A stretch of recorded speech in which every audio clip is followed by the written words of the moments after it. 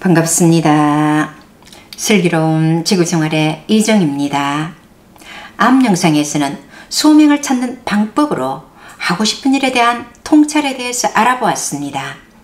그런데 아직도 확실하게 소명에 대한 감이 안 잡힌다. 그러면 어떻게 해야 할까요?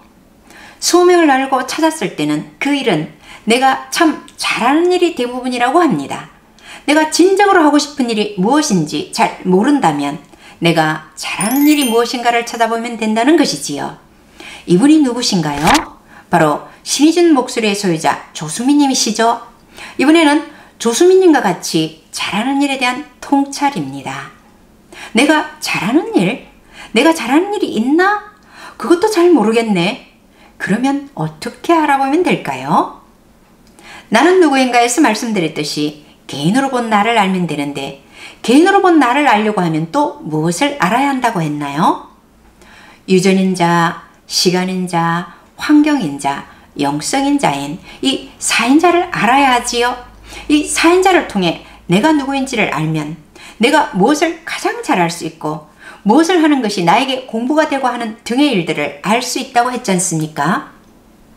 4인자 중에서 첫째로 시간인자가 소명을 알아보는데 아주 도움이 많이 된다고 합니다. 그러니까 시간인자인 자신의 사주를 알면 자신이 무엇을 잘하는지 무엇을 잘할 수 있는지 잠재력을 파악하는데 가장 큰 도움을 받을 수 있다는 말씀이지요. 대부분의 사람들이 자신의 숨겨진 재능을 잘 알지 못하는 것은요, 주어진 환경이 그러한 재능을 꽃피우는 환경이 아닌 경우가 많기 때문이라고 합니다. 한 가정을 예로 들면 딸아이는 바이올린을 잘해 상도 많이 받고 했는데 크게 성공하지는 못했고, 아들은 공부를 해서 학자가 되었는데 두 아이의 사주를 보니 상업을 하면 아주 거상이 될 사주더라고 합니다. 이런 경우는 아이가 자신의 장기를 드러내기 이전에 부모가 먼저 선택하여 밀어붙인 경우가 대부분이지요. 환경적인 조건으로 인하여 자신의 재능을 찾지 못하는 경우가 되는 것이지요. 아마도 이런 경우 두 자녀분은 뭔지 모르게 자신의 일에 만족을 하지 못하고 왠지 자신의 일이 아닌 것 같은 느낌이 들었을 겁니다. 이럴 경우에는 시간인자를 적극적으로 활용할 필요가 있다는 것입니다. 또 아이가 진로를 스스로 정하기 전에 부모가 먼저 길을 정해 앞에서 끄는 것은 아이가 소명을 제대로 찾지 못하게 하는 가장 큰 주범이 될 수 있다는 것이지요. 둘째로 환경인자가 소명을 알아보는데 도움이 많이 된다고 합니다. 음악가 집안에 음악가가 나고 학자 집안에 학자가 나는 경우가 많잖아요.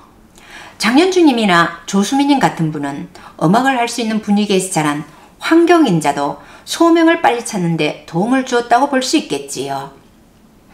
웰컴 투 지구별이라는 책에 나온 내용인데요. 그 책의 내용이 100% 다 맞는 것은 아니지만 많은 부분 맞는 이야기라고 알고 있습니다. 한 분을 예로 든다면 청각장애를 가진 분으로 태어나 초등학교 때까지 장애인 학교에 다닐 때는 모르다가 중학교 때부터 일반인이 다니는 학교에 다니면서 소외감을 느끼며 자란 분이 있습니다.